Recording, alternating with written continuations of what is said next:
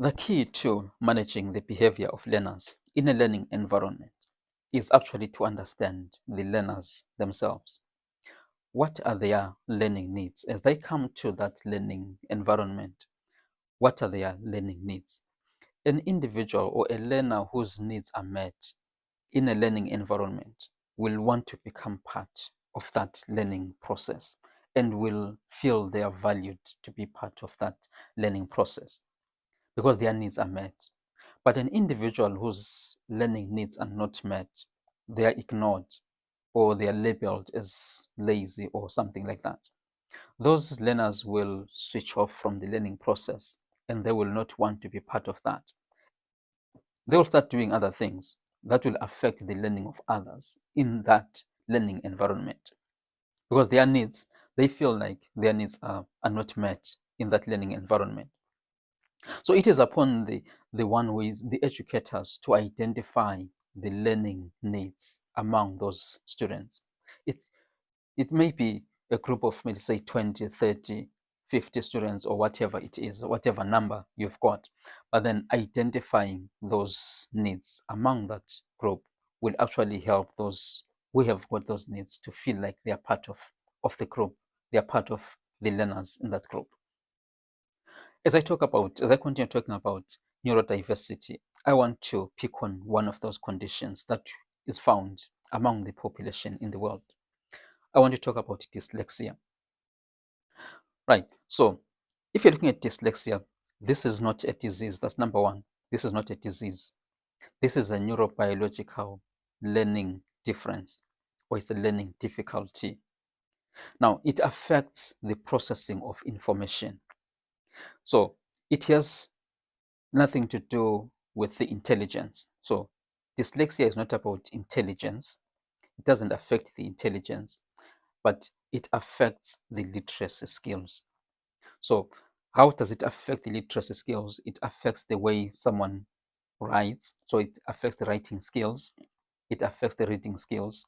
It affects the spellings and many other areas linked to processing of information because it's mainly about processing information and literacy skills. So that is what it is. Now, as I have said, it doesn't affect the intelligence of the individual. That one is, you may find that most of the people, most of the intelligent people who have lived on this planet, people who have been known for uh, many other achievements, great achievements in the academic world, some of them were actually dyslexic. So it is not something that you can think, okay, this is a bad thing to have, but it's something that needs to be managed whenever it is seen in a learner.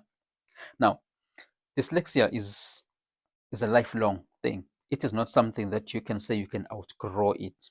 Once you have it, you have it for life. But then it is about managing it, and it runs in families. So you may find that maybe if the parent has it, the children will may have that particular condition. So it's a way of managing it. Now, so this is what dyslexia is. So as I've said, it affects the writing, the spelling, and some of those things associated with that. And one of the things that it affects will be the directions. Someone may not get the direction, like say your left or your right, or this direction or that direction. They may not understand it. I thought back of the time I was in the Pathfinders. So we had these marshals who will be giving some commands to the squad. Right 10, left 10. You may find that some of the students, some of the Pathfinders, they will say left 10, they will 10 right. Some will say will 10 left. I'm not saying those are dyslexic, but they come close to identifying someone as who is dyslexic. They will they then found a way of maybe trying to navigate around that. They will make one that person maybe hold the stone on one hand. They say maybe hold the stone on your right hand. When I say 10 right, I mean 10 to where the stone is. So that was a way of managing that particular pathfinder, so that they can be part of the squad. Otherwise, so this is what dyslexia can do is the directions can be affected. Someone cannot differentiate between their right and their left. That's just one of the things. We'll talk about this maybe later on. Then talking about the prevalence of this, dyslexia is actually prevalent up for about 10 to 20%. So about 10 to 20% of the world population is dyslexic. And now, if you're talking about 10 to 20% of the world population, that's a very big number. And this is not confined to certain countries, but it is the world over. And some of the countries may not be so forthcoming in identifying this condition among the population. Now, looking at sub-Saharan Africa, you will find that South Africa is leading, especially in identifying that in learners. Talk about Nigeria, then Kenya, and other countries.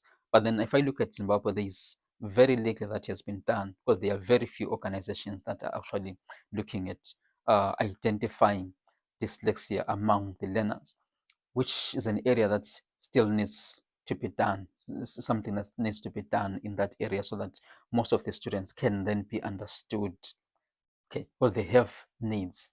That is a need they have in learning, but when is it going to be addressed?